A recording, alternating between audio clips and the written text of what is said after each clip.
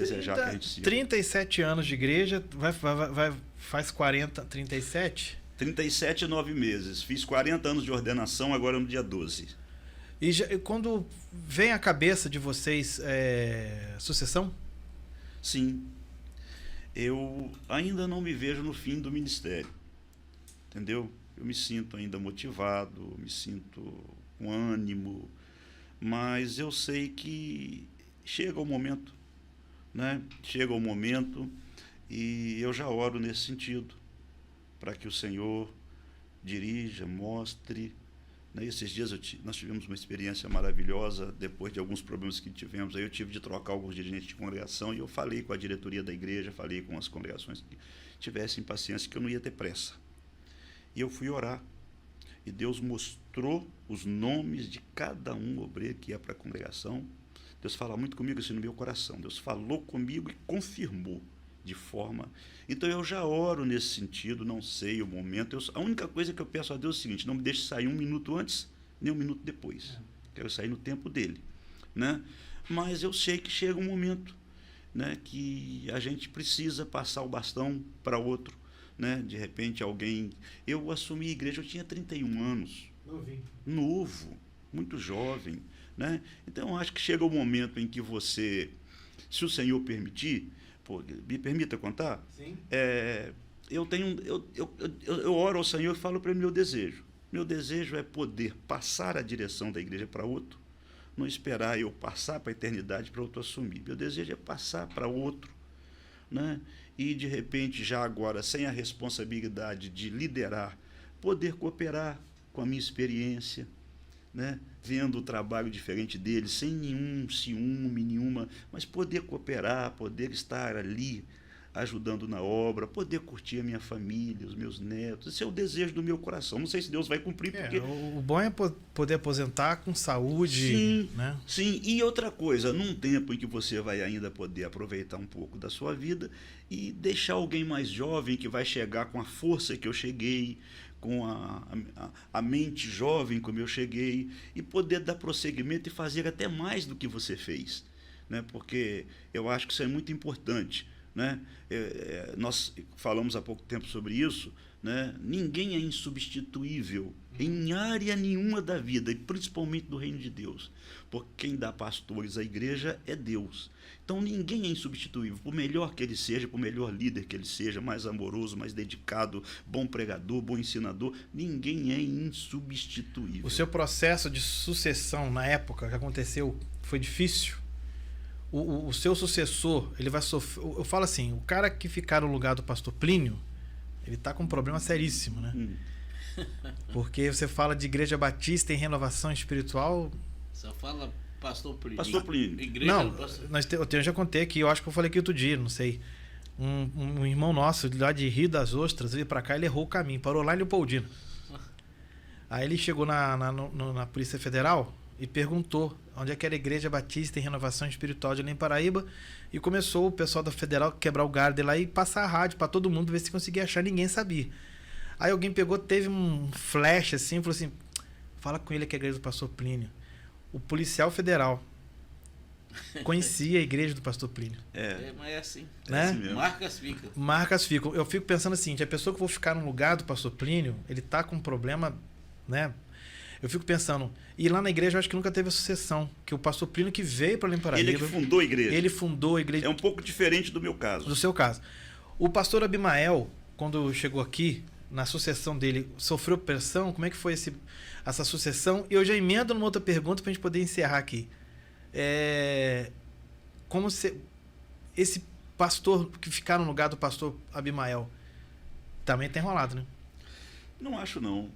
O pastor Lênio lembra, respondendo a primeira pergunta, eu tive algumas dificuldades porque eu era muito jovem, né? E alguns irmãos mais antigos, mais idosos na igreja não aceitavam em princípio, eles achavam que eu era muito jovem, que eu era um menino, e eu também não me via, porque isso é muito importante. O problema é quando você se sente capaz. Eu não me via capaz. Eu confesso para você que no dia em que o pastor Corinto foi lá na igreja, me entregou o carro, porque ele me empossou e ficou mais 30 dias aqui. Me empossou, eu devolvi a presidência para ele. Enquanto o senhor está aqui, só é o pastor da igreja. Eu só assumo depois que o senhor mudar. No dia que ele mudou, ele veio e me entregou a chave da igreja que ficava com ele, me entregou o carro da igreja e viajou. A igreja era o templo antigo, ali onde é o nosso púlpito, tinha uma galeria por cima ali. Eu subi naquela galeria e olhei para a igreja e falei, e agora, Jesus? Como é que eu vou fazer?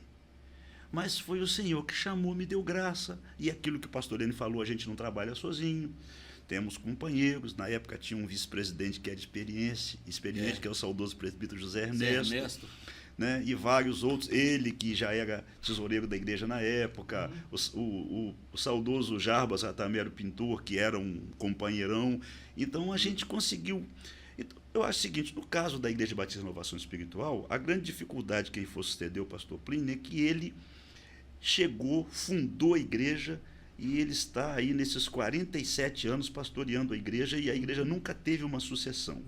A Assembleia de Deus já experimentou várias sucessões, muito embora eu sou o pastor com maior tempo, né, eu estou há 37 anos e 9 meses, acho que nenhum outro pastor ficou esse tempo na direção da igreja. E ali vocês têm uma convenção ou a decisão surge primeiro? Como é que são os proclames até chegar a essa sucessão? A decisão é da igreja. A decisão é da igreja. Nós estamos reformando nosso estatuto agora, vai mudar um pouco a situação, mas a sucessão é da igreja. Naturalmente, eu, como pastor, tenho até a liberdade, se Deus me revelar, de indicar algum nome, mas normalmente o processo sucessório, ele abre oportunidade para que alguém se apresente também como candidato ou a própria igreja, através do pastor, pode indicar alguém.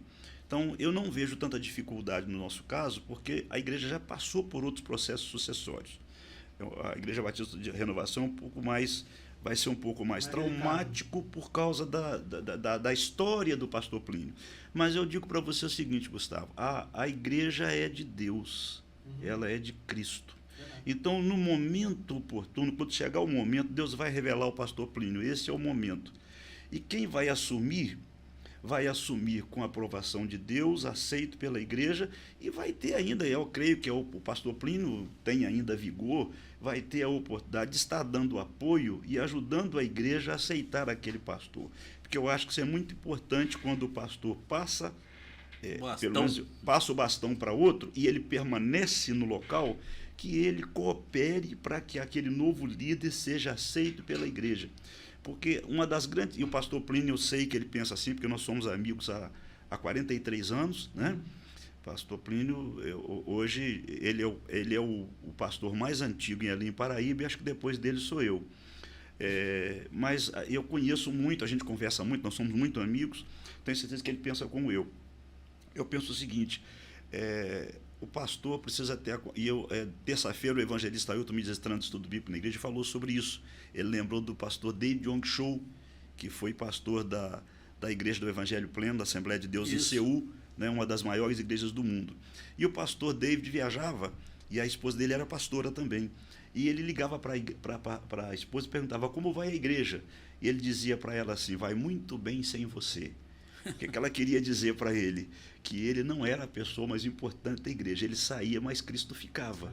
Né? E pastor, nem sabe que eu faço isso. Há pouco tempo alguém me aconselhou, pastor, quando o senhor viajar, não avisa para a igreja que o senhor vai viajar. Não falou, por quê? Eu tenho que avisar sim. Eu não vou estar, a igreja vai estar sob liderança do vice-presidente, com os demais vice-presidentes auxiliando ele, mas Cristo fica na igreja. Eu não sou a pessoa mais importante da igreja, não. O dia que eu me tornar a pessoa mais importante, que eu me considerar, Cristo me tira e coloca outro.